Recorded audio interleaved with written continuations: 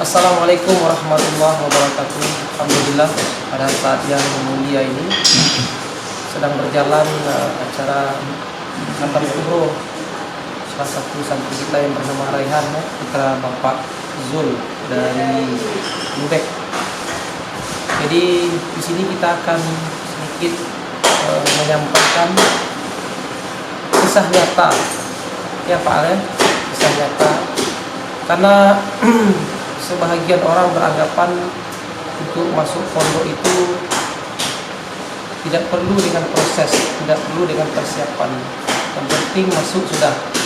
Namun kita di Ma'had Darul Hijrah ini sudah kita sepakati bersama dengan Ustaz kita, Ustaz Iswandi, siapapun yang akan menempuh pendidikan di pondok kita ini melalui tahapan-tahapan. Ada yang diterima langsung, ada yang mungkin berulang-ulang sampai 7 kali ya, saya pernah terjadi seperti itu. Bahkan ada yang 1 kali tes dia gagal dan merasa tidak ingin tes lagi seperti itu. Kita minta sekarang cerita dari Pak Khalil ya. Beliau sudah lebih kurang 2 tahun berkhidmat di pondok. Dari kemarin mencoba untuk memasukkan anak di pondok putri. Namun karena belum lancar, maka pihak pondok belum bisa menerima. Kita dengarkan sedikit ungkapan perasaan beliau. Apakah beliau kurang menerima atau bagaimana, kita tanyakan langsung. Bismillahirrahmanirrahim.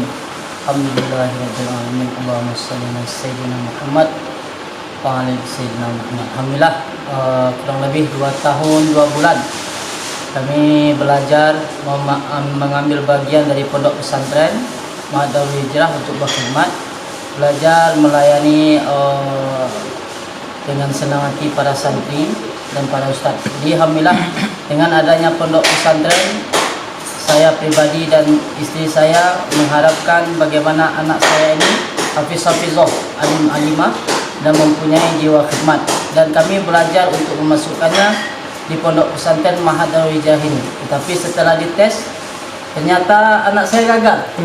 Belum lancar ya? Belum lancar. Jadi kata pengurus pondok, bukan tidak diterima, tapi dipersiapkan lagi.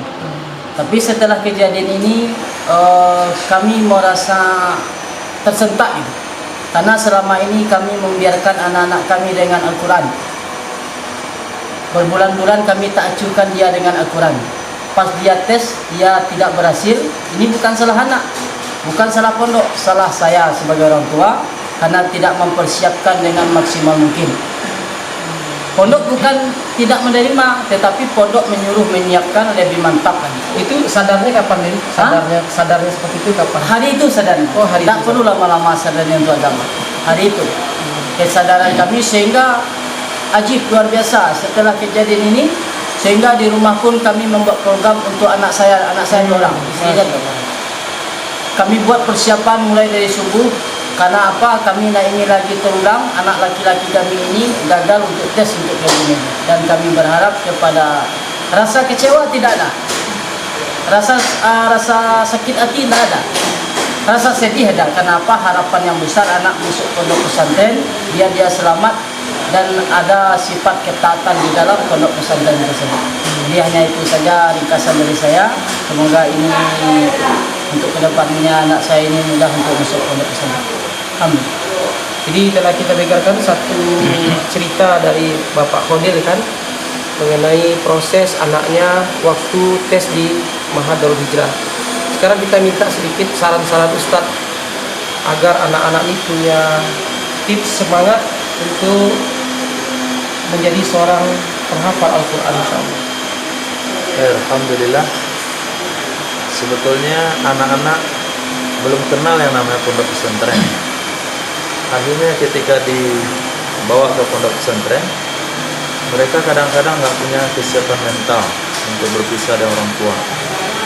Bayangkan selama ini dia dilayani di rumah, tapi sampai di sini dia mesti cari baju sendiri, kadang-kadang cuci sendiri, bahkan biasanya tidur di dekat orang tua sekarang dia tidur sendiri, dia merasa tidak nyaman. Nah, maka anak perlu ada persiapan mental juga. Ya, mungkin mereka disiapkan bacaan Al-Qur'annya. Karena yang sering kita sampaikan bahwa kita adalah pondok pesantren, bukan TPA. Jadi TPA mempunyai tugas menyiapkan bacaan, kami mengelola bagaimana anaknya menghafal Al-Quran dan memahaminya. Maka untuk menyiapkan mental seorang anak dari usia kelas 5 SD, awal tahun dari sekolah SD, mereka ada diajak untuk berkenalan dengan suasana pondok. Datang misalnya di pondok kita Rabu malam, dia lihat suasana pendidikan, bergaul dengan kawan-kawan santri, akhirnya mereka tersuasana. Tiap minggu dibawa dari kelas 5, kelas 6. Nanti kelas 6 dia ditanya mau sekolah di mana, pasti dia jawab mau mondok. Nah, tapi ketika kelas 6 mau diantarkan ke pondok, dia nggak kenal yang pondok, sampai di pondok dia menangis. Tapi ketika dia sudah terbiasa dengan suasana pondok, dia akan mendapatkan kenyamanan, hatinya sudah terpaut dengan kawan-kawan santri, sudah biasa dengan pemandangan, sudah biasa dengan zikir dan ibadah. Insya Allah anak itu sudah siap mental. Kalau mereka sudah siap mental, punya semangat, tinggal motivasi untuk melancarkan bacaan Quran. Kalau kamu masuk situ mesti bacaan Quran lancar, harus rajin mengaji. Setelah itu mereka akan rajin mengaji. Tapi kalau nggak kenal yang namanya pondok, apa tujuannya, nggak terbiasa, lalu disuruh mereka mengaji, nggak akan mau mengaji. Bahkan mungkin nggak mau dia mengaji. Nah, kalau nanti saya rajin, lancar, nanti saya disuruh mondok, mendingan saya nggak lancarkan Quran. Tapi pertama disiapkan dulu adalah minat anak untuk mondok dengan cara mensuasanakan sekali seminggu dibawa ke pondok pesantren selambat-lambatnya di usia kelas 5 SD, kelas 6 SD. Nah, dalam setahun dia punya semangat, setahun ke depan persiapkan bacaan. Kelas 6 masuk, langsung diterima, langsung nyaman dan langsung dapatkan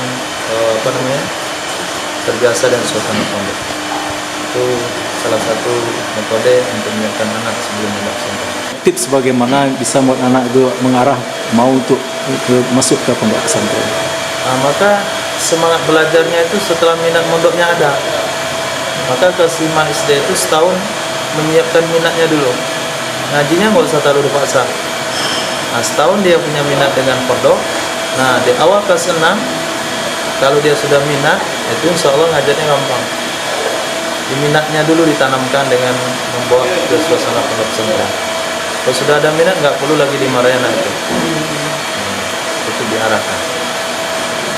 Jadi anak-anak itu perlu disuasanakan dulu. Jadi kalau dia sudah tersuasana, dia sudah timbul keinginan, nah itu akan mudah ya saya. Mudah. Menanamkan rasa kenyamanan, rasa suka anak terhadap pondok. Ada pondok. Baru nanti setelah masuk pondok, baru diarahkan untuk menjadi hafiz. Secara garis besar begitu Ustaz. Kelas 5 SD setahun itu mensuasanakan dia dengan pondok. Pondok. Nah, kelas 6 SD menyiapkan bacaan dia. 1 tahun saja.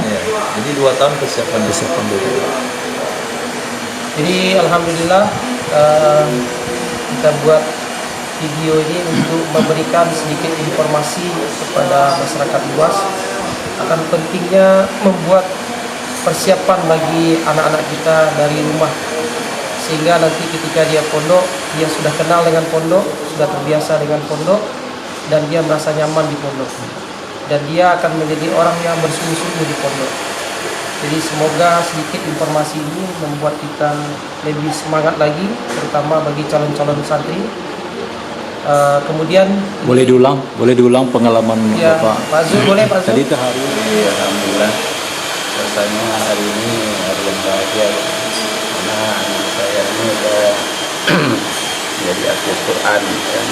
Waktu pertama awalnya dulu dia masuk pondok itu memang nggak ada paksaan itu, cuma ada kemauan dia sendiri. Nah, setelah dikenal dengan pondok, awalnya kakaknya dulu masuk pondok juga yang perempuan gitu. Nah, kemudian dia juga tertarik masuk pondok kan, kita arahkan ke sini. Memang dia kemauannya sendiri itu, nggak ada paksaan. Kemudian sudah tuh suasana dengan pondok kan. Nah, awal pernah dulu dia ini putus sebentar gitu. Nah, karena ada dia sakit, mungkin kan sakit di rumah selama berapa hari itu, 1 bulan lah kalau nggak salah.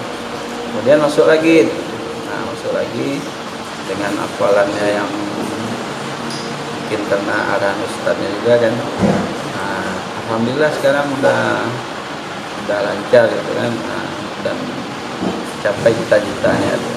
Walaupun targetnya nggak tercapai gitu kan. Jadi semua keluarga juga mungkin senang, dan alhamdulillah hari ini ya hari apa namanya, Hari bahagia. hari bahagianya. Dan saya sebagai keluarganya berterima kasih sekali kepada pihak pondok yang telah mendidiknya dengan keikhlasan. Oke, terima kasih lagi. Dan rasa harunya setelah sekian lama berpisah dengan anak, beda perasaan waktu berlepas anak dengan sekarang, gimana rasanya Pak?